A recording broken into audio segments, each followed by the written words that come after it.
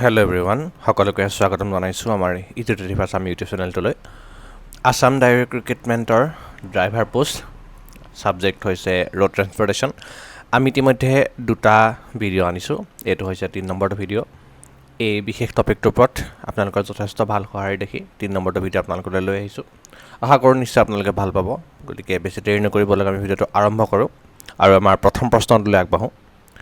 প্ৰথম প্ৰশ্নটো আছে আমাৰ হাতত। পথচাৰী পাৰ হোৱা ঠাইত যেতিয়া পথচাৰীজনে ৰাস্তা পাৰ হ'বৰ বাবে ৰৈ থাকে তেতিয়া আপুনি কি কৰিব? পথচাৰী মানে হৈছে পেডেষ্ট্ৰিয়ান, তাৰ মানে ৰাস্তাত খোজকাঢ়ি যোৱা মানুহ যেতিয়া ৰাস্তা পাৰ হ'বলৈ ৰৈ থাকে তেতিয়া আপুনি কি কৰিব? 3টা অপশ্যন দিছে আমাৰ হাতত। হৰ্ণ বজাই আগবাঢ়িব, হৰ্ণ বজাই গাড়ীৰ গতি ধীৰ কৰিব, গাড়ীখন ৰখাব আৰু পথচাৰীজন পাৰ হৈ যোৱালৈ অপেক্ষা কৰিব। ইয়াৰ শুদ্ধ উত্তৰ হ'ব 3 নম্বৰটো, গাড়ীখন ৰখাব আৰু পথচাৰীজন পাৰ হৈ যোৱালৈ অপেক্ষা কৰিব। নেক্সট কুৱেশ্যন, কাষৰ চিহ্নটোৱে কি সূচায়? এইটো এটা ৰোড চাইন হয় আৰু এই ৰোড চাইনটোৱে কি সূচায়? আপোনালোকে ৰোড চাইনবিলাক মনত ৰাখিব লাগিব। কাষৰ দিয়া ৰোড চাইনটোৱে তলৰ কোনকেইটা অপশ্যনক বুজায়? ইয়াৰ শুদ্ধ উত্তৰটো হৈছে অপশ্যন 1 নম্বৰটো, যিটো হৈছে ৰ'ব বা ষ্টপ চাইন। গতিকে এই চাইনটো হৈছে ষ্টপ চাইন। নেক্সট কুৱেশ্যন, আপুনি আপোনাৰ বাহনৰ সৈতে এখন ঠেক দলঙৰ দিশে আগবাঢ়িছে। বিপৰীত দিশৰ পৰা আন এখন বাহন দলঙত প্ৰৱেশ কৰিবলৈ লৈছে। এনে ক্ষেত্ৰত আপুনি কি কৰিব? অপশ্যন 3টা দিছে। গাড়ীৰ গতি বৃদ্ধি কৰি দলংখন পাৰ কৰিব, গাড়ীৰ হেডলাইট জ্বলাই দলংখন পাৰ কৰিব, আৰু 3 নম্বৰ অপশ্যন হৈছে সন্মুখৰ গাড়ীখনে দলংখন পাৰ নোহোৱালৈকে আপুনি গাড়ী ৰখাই অপেক্ষা কৰিব। ইয়াত কোনটো হ'ব শুদ্ধ উত্তৰ? ইয়াত শুদ্ধ উত্তৰটো হ'ব 3 নম্বৰ, সন্মুখৰ গাড়ীখনে দলং পাৰ হোৱালৈকে আপুনি গাড়ী ৰখাই অপেক্ষা কৰিব। নেক্সট কুৱেশ্যন, কাষত দিয়া পথ চিহ্নটোৱে কি সূচায়? আন এটা ৰোড চাইন দিছে আমাক। অপশ্যন কেইটা দিছে, বাওঁফালে যাব, বাওঁফালে কোনো ৰাস্তা নাই আৰু বাওঁফালে যোৱাটো বাধ্যতামূলক। আপোনালোকক এতিয়াই কৈ থওঁ, যেতিয়া এটা ৰোড চাইনত নীলা ৰঙৰ বেকগ্ৰাউণ্ড থাকিব আৰু তাত বগা ৰঙেৰে ৰোড চাইনটো অঁকা থাকিব, তেতিয়া সেই ৰোড চাইনটো বাধ্যতামূলক বা কম্পালচৰি ৰোড চাইন বুলি কোৱা হয়। যিহেতু ইয়াতে নীলা ৰঙৰ বেকগ্ৰাউণ্ডত বগা ৰঙেৰে অঁকা আছে আৰু লেফ্ট ছাইডে এটা কাৰ্চিন দিয়া আছে, গতিকে ইয়াতে শুদ্ধ উত্তৰটো হ'ব বাওঁফালে যোৱাটো বাধ্যতামূলক।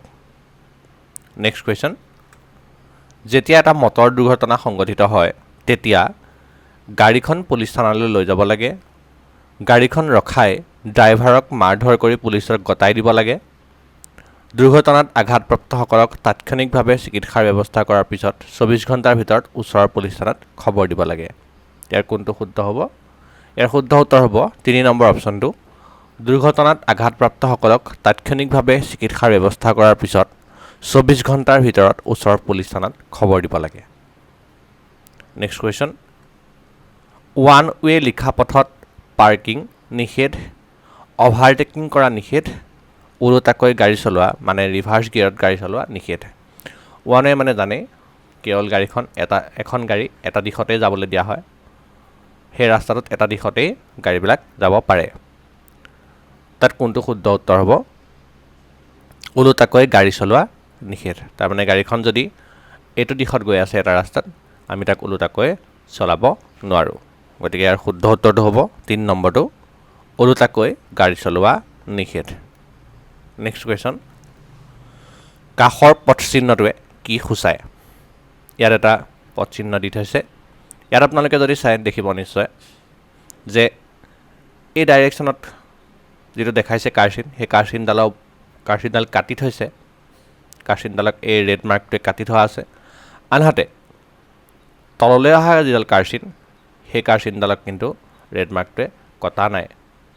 তাৰমানে এই ৰাস্তাটোত এটা দিশত যোৱা গাড়ীসমূহ বাধা আৰোপ কৰা হৈছে, আনহাতে আনটো দিশত অহা গাড়ীসমূহ আহিব পাৰিব। তাৰমানে ই কি বুজায়? ই বুজায় ওৱান ৱে, একে দিশৰ পথ। গতিকে ইয়াৰ শুদ্ধ উত্তৰটো হ'ব 2 নম্বৰটো একে দিশৰ পথ নেক্সট কুৱেশ্যন আপোনাৰ সন্মুখৰ গাড়ীখন আপুনি তলৰ কোনটো ধৰণে চেৰ পেলাই যাব পাৰিব তাৰ মানে কোনটো ধৰণেৰে অভাৰটেক কৰিব পাৰিব অপশ্যন কেইটা দিছে সন্মুখৰ গাড়ীখনৰ সোঁফালেৰে সন্মুখৰ গাড়ীখনৰ বাওঁফালেৰে যদিহে জেগা থাকে তেতিয়া সন্মুখৰ গাড়ীখনৰ বাওঁফালেৰে এতিয়া ইয়াৰ শুদ্ধ উত্তৰটো হ'ব সন্মুখৰ গাড়ীখনৰ সোঁফালেৰে আপুনি যেতিয়া এখন গাড়ী অভাৰটেক কৰিব গাড়ীখনৰ সদায় সোঁফালেৰে আপুনি অভাৰটেক কৰিব বাওঁফালেৰে গাড়ীৰ অভাৰটেক নকৰে নেক্সট কুৱেশ্যন কাষৰ পথ চিহ্নটোৱে কি সূচায়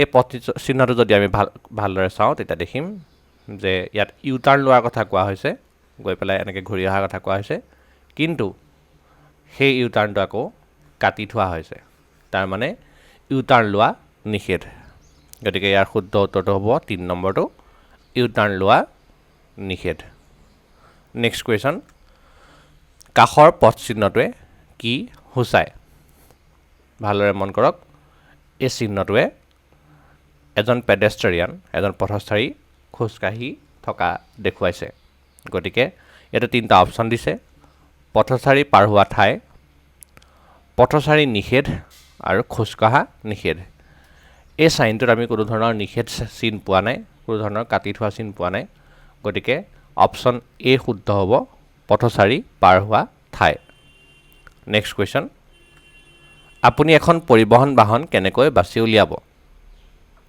তাৰ মানে কমাৰ্চিয়েল ভেহিকেল এখন আমি কেনেদৰে বাছি উলিয়াম অপশ্যন কেইটা দিছে গাড়ীৰ টায়াৰৰ আকৃতি লক্ষ্য কৰি গাড়ীৰ ৰং লক্ষ্য কৰি গাড়ীৰ নম্বৰ প্লেটৰ প্ৰতি লক্ষ্য কৰি আমি এখন কমাৰ্চিয়েল বাহন কেনেকৈ ধৰিব পাৰোঁ গাড়ীৰ নম্বৰ প্লেটৰ প্ৰতি লক্ষ্য কৰি গতিকে ইয়াৰ শুদ্ধ উত্তৰটো হ'ব অপশ্যন 3 নম্বৰটো গাড়ীৰ টায়াৰ আকৃতি একে থাকে কমাৰ্চিয়েল ভেহিকেল আৰু পাৰ্চনেল ভেহিকেলৰ মাজত গাড়ীৰ ৰঙো একে থাকে কিন্তু গাড়ীৰ নম্বৰ প্লেটৰ যিটো ৰং সেই ৰংটো বেলেগ থাকে আমাৰ ভাৰতত কমাৰ্চিয়েল ভেহিকেলৰ গাড়ীৰ নাম্বাৰ প্লেটৰ ৰং হালধীয়া আৰু পাৰ্চনেল ভেহিকেলৰ বগা ৰং থাকে নেক্সট কুৱেশ্যন কাষৰ পথ চিহ্নটোৱে কি সূচায় এইটো এটা পাৰ্কিং চাইন ওপৰত পি লিখা আছে আনহাতে তাৰ তলতে সোঁফাললৈ এডাল কাৰ চিন দিয়া হৈছে গতিকে ই বুজাব সোঁফালে পাৰ্কিং কৰাৰ অনুমতি আছে তাৰমানে ৰাস্তাৰ সোঁফালেৰেহে পাৰ্কিং কৰিব পাৰিব গতিকে 2 নম্বৰটো ইয়াৰ শুদ্ধ উত্তৰ নেক্সট কুৱেশ্যন এখন লাৰ্ণাৰ লাইচেন্সৰ কিমান দিনৰ বৈধতা থাকে আপুনি ড্ৰাইভিং লাইচেন্স এখন এপ্লাই কৰাৰ আগত প্ৰথমতে এখন লাৰ্ণাৰ লাইচেন্স ল'ব লাগিব আৰু লাৰ্ণাৰ লাইচেন্স ল'বৰ কাৰণে ইয়াত যেনেকুৱা ধৰণৰ প্ৰশ্ন সোধা হৈছে তেনেকুৱা ধৰণৰ প্ৰশ্ন কিছুমানৰ এটা পৰীক্ষা দিব লগা হয় যাতে আপোনালোকে লাৰ্ণাৰ লাইচেন্স লাভ কৰিব আৰু সেই লাৰ্ণাৰ লাইচেন্সখনৰ বৈধতা বা ভেলিডিটি কিমান দিন থাকিব অপশ্যন কেইটা দিছে ড্ৰাইভিং লাইচেন্স নোলোৱালৈকে 6 মাহৰ বাবে আৰু 30 বছৰৰ বাবে ড্ৰাইভিং লাইচেন্স নোলোৱালৈকে এই উত্তৰটো একেবাৰে ভুল ড্ৰাইভিং লাইচেন্স নোলোৱালৈকে আপোনাৰ লাৰ্ণাৰ লাইচেন্সৰ ভেলিডিটি নাথাকে আৰু এখন লাৰ্ণাৰ লাইচেন্সৰ ভেলিডিটি 30 বছৰৰ বাবেও নাথাকে গতিকে ইয়াৰ শুদ্ধ উত্তৰ হৈছে 2 নম্বৰটো 6 মাহৰ বাবে লাৰ্ণাৰ লাইচেন্স এখন আপোনাক 6 মাহৰ বাবে দিয়া হয় নেক্সট কুৱেশ্যন কাষৰ পথ চিহ্নটোৱে কি সূচায় অপশ্যন কেইটা দিছে হৰ্ণ বজোৱা নিষেধ হৰ্ণ বজোৱা বাধ্যতামূলক ওপৰৰ এটাও নহয় এইটো যদি আমি চাওঁ এইটো হৈছে এটা হৰ্ণ এইটো এটা পেপা আকৃতিৰ এটা হৰ্ণ পেপা মানে আচলতে হৰ্ণ আৰু ইয়াক কাটি থৈছে মানে নিষেধ কৰি থৈছে তাৰ মানে ইয়াৰ শুদ্ধ উত্তৰটো হ'ব 1 নম্বৰটো হৰ্ণ বজোৱা নিষেধ নেক্সট কুৱেশ্যন সন্মুখৰ পৰা আহি থকা গাড়ীখনে আপোনাৰ বাহনখনক কোন হাতেদি পাৰ কৰিব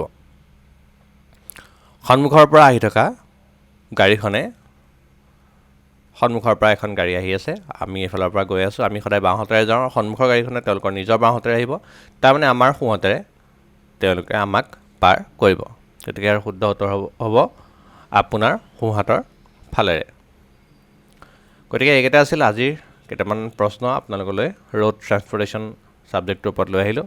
আশা কৰোঁ আপোনালোকে ভিডিঅ'টো ভাল পাব। ভাল পালে লাইক কৰিব নাপাহৰিব, লগতে চেনেলটো ছাবস্ক্ৰাইব কৰিবলৈ নাপাহৰিব। আমাৰ টেলিগ্ৰামত জইন কৰিব পাৰে PDF পাবৰ কাৰণে, ডেছক্ৰিপশ্যনত লিংক দিয়া থাকিব। আকৌ নতুন ভিডিঅ' লৈ আহিম। Till then, bye bye.